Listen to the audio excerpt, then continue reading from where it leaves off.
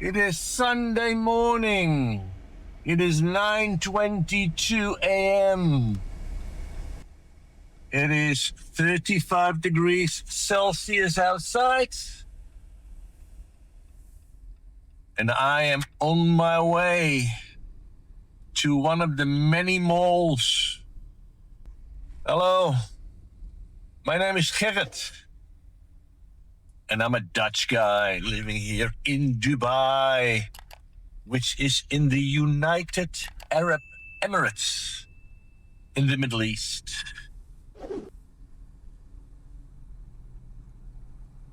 And in today's video, I'll be talking about my electrifying experience when I was a small little boy, which is yet another time that I tempted fate and cheated death. So this is an episode full of suspense and horror. So if you're not a fan of the horror genre, oh, you're in for a scary episode. Right, so right now, as I said, it's Sunday morning and I'm actually driving on a very empty road, which is so nice here in Dubai, you know? This here is an industrial area right in front of us there. We have the Jebel Ali port, which is a working port for the Middle East, a big port in the Middle East. See all the cranes there, maybe. This is why we have so many containers as well. We've already passed many of them. And ahead of us is the Jebel Ali free zone.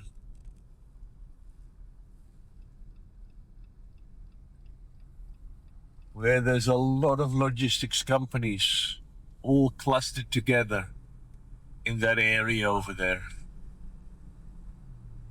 So this is normally a very busy area, especially with truck traffic, which doesn't make it very pleasant, by the way. But it is what it is. Oh, the men are playing cricket over there. You see all over there, we see the workers from the camp there. That building there on the left side of me is actually workers' accommodation. So these are the workers that actually work in the port. But given that it is Sunday, now they do work shifts, but a lot of the guys, of course, they have a day off. Now, by the way, I'm a European, and I know that in Europe, by and large, we've always been used to a 5-day work week. And even now, it is more and more accepted that you don't even work 8 hours a day for 5 days. It's a 40-day work week. You actually work even less. In fact, my brother and my sister, they have reduced working hours. I think maybe they work 32 hours a week. Of course, you know, you don't get the same salary either, but to have 3 days off in a week and get a good wage for that, I think that's luxury. In my time, I don't even remember until the day that I retired that I even had a 40-day work week. It typically would average well over 50 hours, maybe even 60 a week. But that's because I had to do a lot of international traveling as well through the region here and through Africa and even through Europe. So yeah, people in Europe are spoiled, I think. Because here, the work week is actually typically for workers like this, for labor, not white collar workers, but laborers, they work 6 days a week. And I think even in many cases, they may work 6 days a week, 12 hours a day. So the labor laws are a little bit, a tad different, as they say here. Anyway, those men were playing cricket over there, which without categorizing people and labeling them, I would imagine those are probably people from the subcontinent, where cricket is very big, right? Places like India, Pakistan, Sri Lanka, some of the best cricketers in the world come from the subcontinent. And therefore, it's not only a spectator's sport, but it's actually a very popular sport for people to play as well. So, as I said in the opening of this video, I'm on my way to the biggest mall in the Middle East. Well, no, correction. There is different ways to measure things, right? It is certainly the biggest mall in Dubai. It is Dubai Mall. Now, I do believe that in terms of square footage, it is still one of the biggest malls in the world. Although Iran Mall, I do believe, holds the spot of biggest mall in the world at this stage. Iran Mall being by gross rentable area is far more interesting than just plain square footage, of course, because Dubai Mall, there's a lot of land area, which you can't actually rent out to anyone because it's part of the actual complex.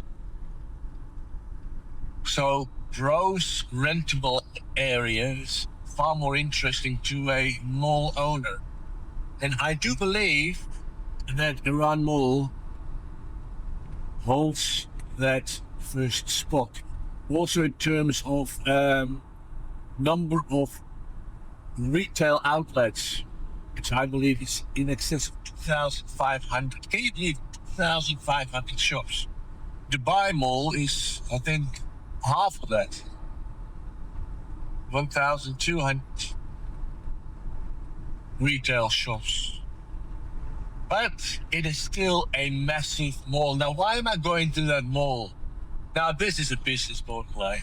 You know what? And obviously, I'm one of the people that perpetuates that system. But I'm on my way to pick up my new Apple AirPods Pro 3. Now, can you believe it? How stupid we are actually as consumers. And the Samsung people here are gonna roast me for being this stupid. But we actually make a reservation to buy the Apple product, in this case, AirPods Pro 3. Then they take our money, they sit on their money, on our money, make it their money, and then you still have to wait over a week where they show you progress of what's happening with your order. And then you get an appointment slot in the calendar. The arrogance, actually. You get an appointment slot in the calendar, a 15-minute slot on a day and a time that you are invited with your photo ID to collect, by the grace of Apple, the thing you've already paid for. I wish I could do business like that. I've also ordered a couple of iPhones, iPhone 17s. Now, because I know the bloody system, and as I said, we do perpetuate it. So, We are victims of our own stupidity, right? I actually set the time on 19th September, local time here, 4 p.m., which was 5 a.m. cappuccino time, when pre-ordering started. So I was one of the first people in the queue. I got my orders in. Oh, sorry, I tell a lie. It was not the 19th of September. Shipping started the 19th of September. So it was a week before that. Must have been the 12th of September, something like that. As soon as pre-ordering starts, you already load your order in advance, right? With your credit card details and everything, address. You jump in the Apple app, you commit your order, you get your reservation slot for your pre-order. Now mine said delivery 19th of September. I ordered an iPhone 17 Pro blue and an iPhone 17 Pro Max orange, cosmic orange, I think it's called, for my daughter and my sister-in-law. So because I was fast, I got the order confirmation, and delivery 19th of September, which is when the first delivery started. Now, today is 21 September. Did I get it? No. You know what I got?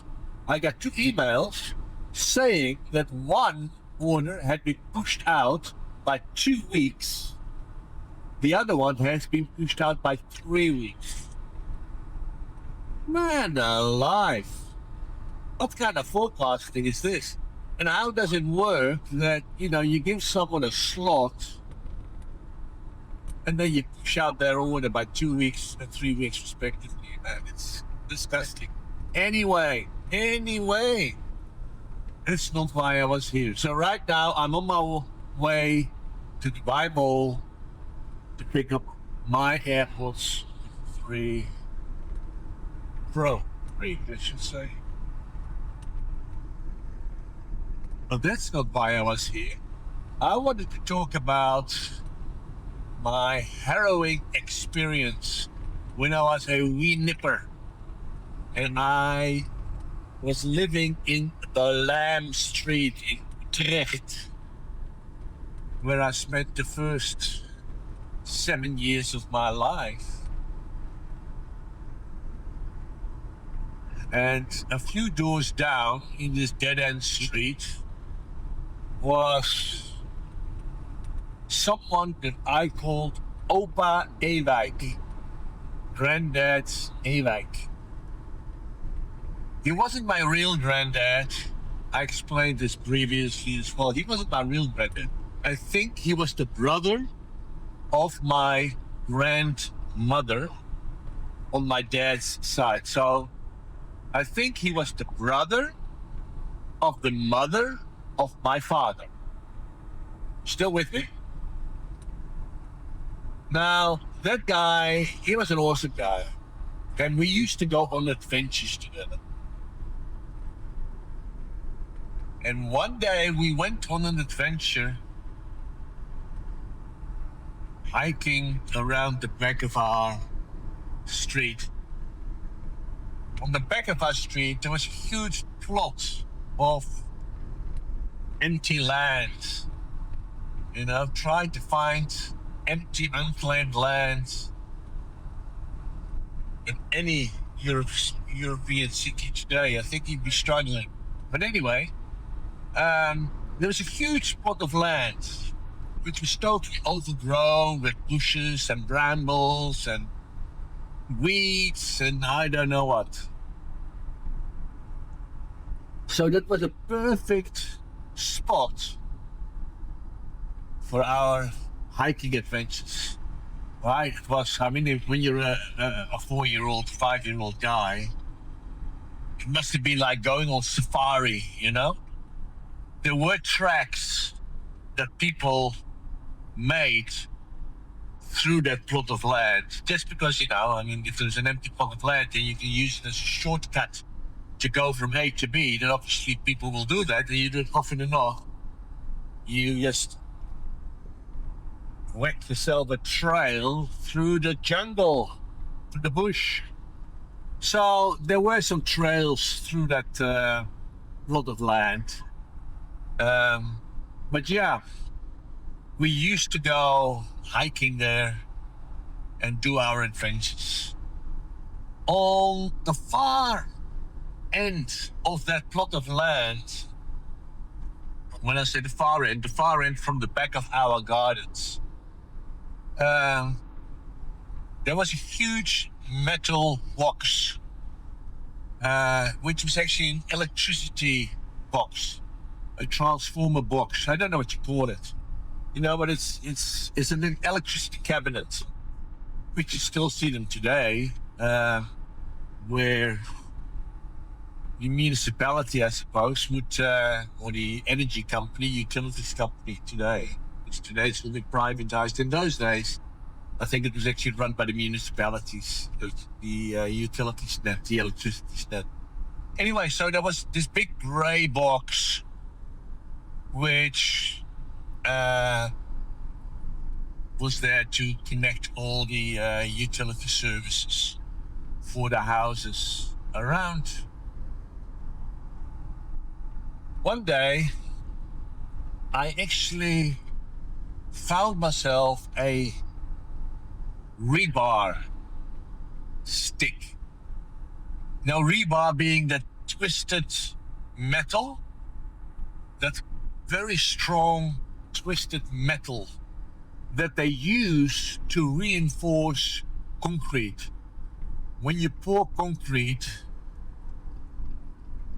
they stick in these rebars, and then when you pour the concrete, of course, with the metal inside, it reinforces the concrete.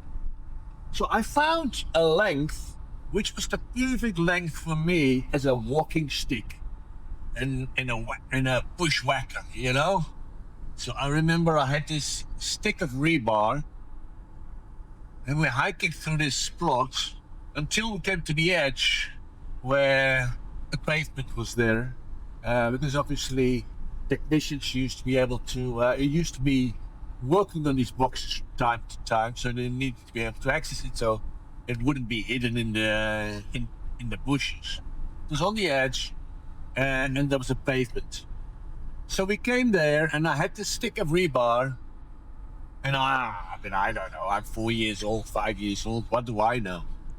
I do remember there was a plate, a square plate with 4 holes in it on the front of that box. And for whatever reason, I thought it was a good idea to take that stick of rebar and stick it in one of those holes. So I did. I stuck that rebar in one of the holes, and it gave the most scary, huge bang, and an enormous flash of lightning came out of this cabinet. It was thunder and lightning at the same time when I did that. And it was impressive and scary and all of that at the same time. And I do remember that granddad Alike, he thought it was hilarious. Huge flash. Big bang. And a completely burned out, blackened plate on that cabinet. And the rebar was actually melted. Melted. Now this is, it's thick. I mean, it's as thick as my thumb. So it is half an inch, 1.5 centimeters thick. It melted and bent. So that was that, you would think. So we finished our walk, we went home, and granddad Ewijk told my mom about our adventures with a big smile on his face. And even thought it was funny. But that's not the end of the story. Oh, by the way, it was raining. It was wet. That evening, when my dad had come home from work as well, there was a knock on the door, and there were two gentlemen in dark suits. Now, we never saw people in suits where I lived. You know, I mean, it was a working class neighborhood. So if someone came in your area, in your neighborhood, in a suit, typically that means someone that died, was an undertaker, or it was something not positive. And in this case, nobody had died, luckily, but it was something not positive. These gentlemen were from the council, and they asked to be invited in. And because they needed to speak to my parents about an incident that had been reported, and I don't know who reported it, but an incident had been reported about interfering with an electrical cabinet. Now, I do remember that I was hiding behind the couch on the floor, because obviously I knew it was about what I had done, although I had no idea what the impact of what I had done was. It must have been something serious. There were two guys in dark suits, right? So they proceeded to tell my mom and dad that through my actions, I had managed to plunge 50,000 households in complete and utter darkness without electricity, because I had shorted out a whole area in Dutchport and Wijk. It's a district inside a city, a Wijk. An area of about 50,000 houses were without electricity, and I would be without electricity for the next 2 or 3 days, because I had completely shorted out the electricity cabinet, and internally everything was melted and destroyed and had to be completely rebuilt. And this was a massive, massive issue, obviously. Then they asked my parents, what was I wearing that day? Well, because it was raining, I was actually wearing my raincoat, which was a rubber raincoat. But more importantly, I was wearing rubber rain boots, or what the Brits call Wellingtons, wellies. I was wearing rubber rain boots, tall, high, they come up almost just to under your knee. That's what I was wearing. And they showed it. They asked my parents to show it to them, and they did. And they said I was extremely lucky to have been wearing those rubber boots. Otherwise, they would have been delivering a pile of ashes. Nice, eh? They would have been delivering a pile of ashes to my parents. That's how severe that, because I don't remember what the voltage was. But you know what? This wasn't 115 volts or 220 volts out of a socket in the wall, of course. This was massive voltage that powered 50,000 households. So, because I was wearing those rubber boots, that's why I was still alive. Unbelievable, huh? Can you believe it? So yet again, I escaped death. Now, after that cabinet was fixed, I also do remember Because, at the end, there were no consequences. There was a discussion, there was a warning, there was a story, but there wasn't any penalties or payments or I don't know what. Because, of course, that stupid cabinet should have never been penetrable in the first place with holes. So I do remember that later, that cabinet, that plate was still there, but the 4 holes had been welded shut. So there was no way you could anymore stick anything inside that cabinet. Of course, the cabinet is locked, but those 4 holes were welded shut, and now that cabinet was impenetrable. There was no way you could actually stick anything inside. So yeah, that's my adventure with the... I just want to make sure I can fit under, because I've got a roof rack on my car. I know that my car will fit, but with the roof rack will it fit? But it did, so that's fine. So I've just arrived at the mall now. So the timing is perfect. My camera overheated halfway through. So there's going to be some editing involved. But at the age of 5, I yet again managed to cheat death.